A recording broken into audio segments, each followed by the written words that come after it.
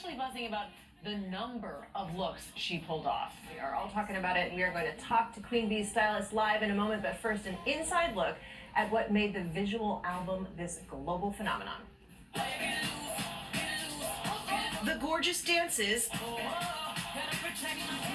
the elaborate hairstyles, and of course the fierce fashion, a huge part of the visual album's appeal.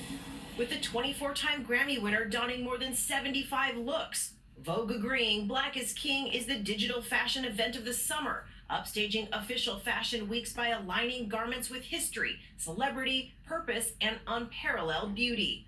One of the most coveted looks, this marine SAR bodysuit, and on fellow Beehive member Adele, sporting the same style. The global fashion search engine List reporting queries for marine SAR crescent moon print rising a whopping 426% in the 48 hours after the film's release. Beyonce's husband and music mogul Jay-Z showcasing his style prowess. Costume designer June Ambrose has worked with the rapper for more than 20 years and was the mastermind behind his effortless looks. My job was to find the right cord for Jay-Z, for Mr. Carter. I really enjoyed the red suit with the headband and the retro polo shirt. But then I also enjoyed playing, Batman with the big Doberman pigeon dogs and his trousers and a terry cloth polo. Queen Bee's hair also central to the looks, from the 30-foot long box braids, inspired Bantu knots, and chunky Senegalese twists.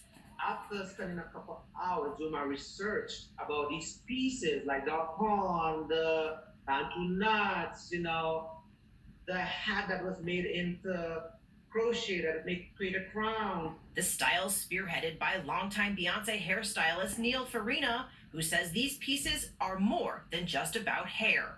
African women, their expression was about hair. So every piece meant something to them. It's about respect and dignity. All right, and joining us now is one of the creative minds behind the incredible looks in Black is King, Zerina Aker. She has been Beyonce's personal stylist and wardrobe curator for the past 6 years. Now she is here to tell us all about the fashion from the film, and she is going to share some of her style expertise with us. Zerina, good morning, welcome, and first of all, congratulations on just this amazing, beautiful piece of art that we are all still gushing about. So we are so glad you're here to talk to us about it this morning. Walk us through your process a little bit and how you styled Beyonce and how you wanted to this wasn't just about clothes, this was about sending a message at the same time.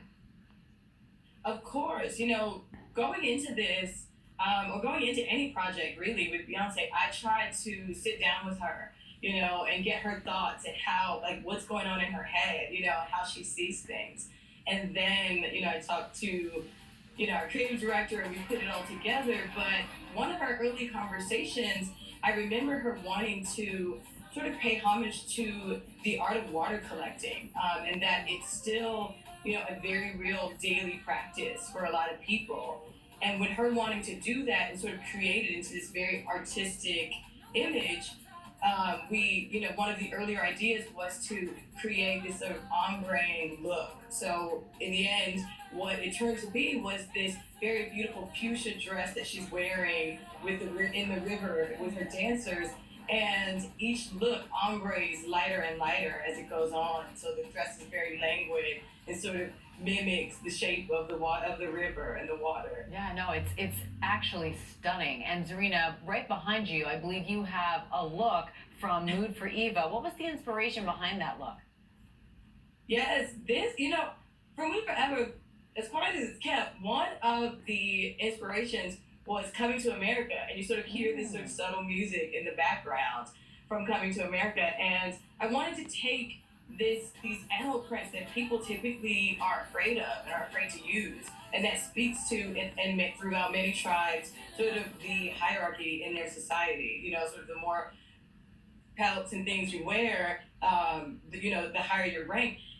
We use just animal printed things, so I wanted to take these prints that people are usually afraid of and kind of make them feel regal and rich and kind of inspire people, you know, to be a little bit more adventurous in their wardrobe. Well, you certainly pulled that off. Now, Amy and I are told that allegedly there are some people out there who feel like animal print might be too much for a wardrobe. Not us, that's for sure. How do you suggest bringing this to everyday life if somebody might have a little bit of, I don't know, trepidation about wearing animal print?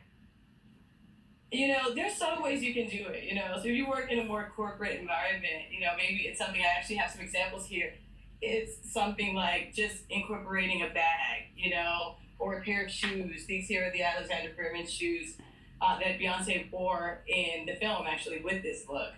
You know, so, and even like if you have, let's say, a zebra printed blouse or a leopard printed blouse, one way you can do that is just wear it with a simple, you know, pair of black pants. You know, I think there's subtle ways and kind of ways you can inch, but if you're really daring, you can mix it up, you know? So I think you can really layer on the prints and kind of play with some combos. I love that. Well, we could talk to you all day. Thank you so much. We are looking forward to working more animal print into our own wardrobe. Zerina, thanks a lot. Coming up, guys, a love story.